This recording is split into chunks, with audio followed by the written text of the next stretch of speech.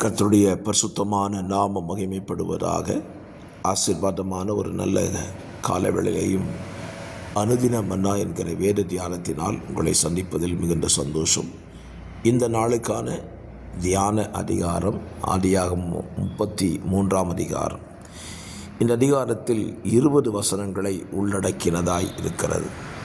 இந்த அதிகாரத்தினுடைய சாராம்சம்: ஏசா யாக்கோபை சந்திக்க புறப்பட்டு வந்து யாக்கோபோடு கூட நல்மனம் பொருந்தி ஒருவரை ஒருவர் கட்டி தழுவி தங்களுடைய சந்தோஷத்தை பகிர்ந்து கொள்ளுகிற அனுபவங்களையும், ஏசா யாக்கோபுக்கு முன்பதாக நடக்கிறதாகவும் உனக்கு நான் முன்னோடியாக இருப்பேன் என்று சொல்லுகிறதையும், யாக்கோபு அதை வேண்டாம் என்று சொல்லி அவன் தனக்கென்று ஒரு நிலம் வாங்கி வீடு கட்டி குடியிருக்கிறதையும் இந்த அதிகாரத்திலே வாசிக்க முடியும்.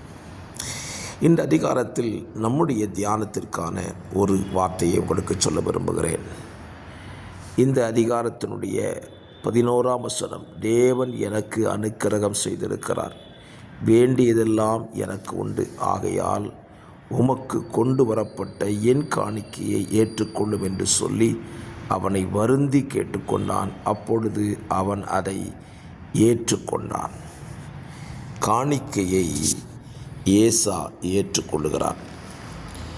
யாக்கோபினுடைய வாழ்க்கையில் அவன் தேவனை நோக்கி சொன்ன ஒரு வார்த்தையை உங்களுக்கு இந்த காலவெளியில் ஞாபகப்படுத்துகிறேன்.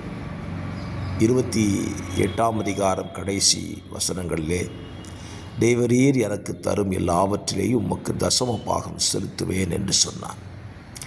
காணிக்கையை கர்த்தருக்கு செலுத்துவேன் என்று சொன்னவன் இப்பொழுது தன் சகோதரனாகிய ஏசா தன்னிடத்தில் பட்சமாய் தயவாய் நடந்து கொண்டதை கண்டபொழுது அவன் காணிக்கையை சகோதரனுக்கு கொடுக்கிறான்.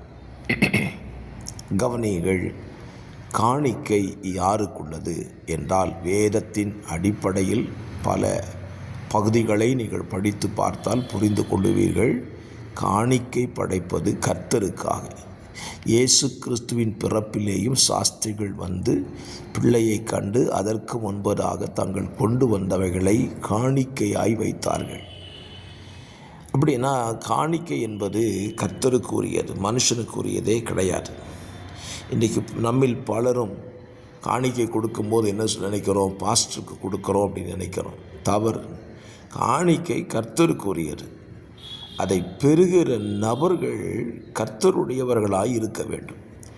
லேவிக்கு தான் இதை சுதந்திரமாய் கொடுத்திருக்கிறார். லேவியனாய் இல்லாதவனுக்கு கூட இந்த காணிக்கையை பெற்றுக்கொள்ள தகுதி இல்லை. கவனிகள், ஏசாவுக்கு தசமபாகம் கொடுப்பேன் என்று பொருத்தனை பண்ணலை, தேவனுக்கு தசமபாகம் கொடுப்பேன் என்று பொருத்தனை பண்ணி கொண்டான். சங்கீதக்காரனாகிய தாவீது 16ஆம் சங்கீதத்தில் அவன் எழுதும்போது சொல்லுவான்: என் செல்வம் உமக்கு வேண்டியதாய் இராமல் பூமியில் உள்ள பரிசுத்தவான்களுக்கும் நான் என் முழு பிரியத்தை வைத்திருக்கிற மகாத்மாக்களுக்கும் அது வேண்டியதாய் இருக்கிறது என்று சொன்னாய் என்று எழுதுவான்.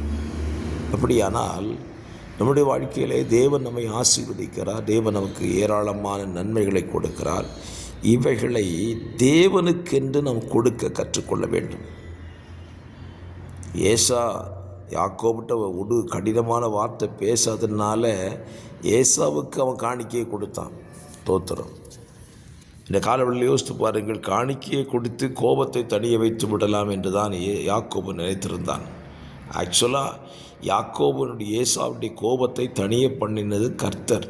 கர்த்தர் தான் அவன் கோபத்தை தணிய பண்ணினார். இவன் கொடுத்த வெகுமதி அவனுடைய கோபத்தை தணிக்காது.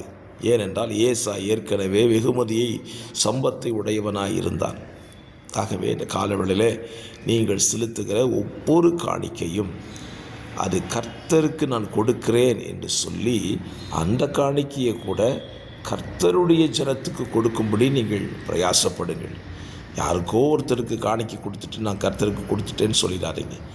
ஏசாவுக்கு காணிக்கை கிடையாது, தேவ ஜனத்துக்கு, தேவனால் தெரிந்து கொள்ளப்பட்ட ஜனத்துக்கு தான் அது போய் சேர்கிறது. காரணம், அவர்கள் தேவனுடையவர்களாக இருக்கிறார்கள். ஆகவே இந்த காரியத்தில் நீங்கள் கவனமாக இருந்து உங்கள் ஆசீர்வாதத்தை பெற்றுக்கொள்ள பிரயாசப்படுங்கள். பரிசுத்த பிதாவே, இந்த வார்த்தையை கேட்ட நம்முடைய பிள்ளைகளுக்குள்ளே இந்த அனுபவம் கொடுக்கப்படட்டும். இயேசுவின் நாமத்தில் பிதாவே, ஆமென்.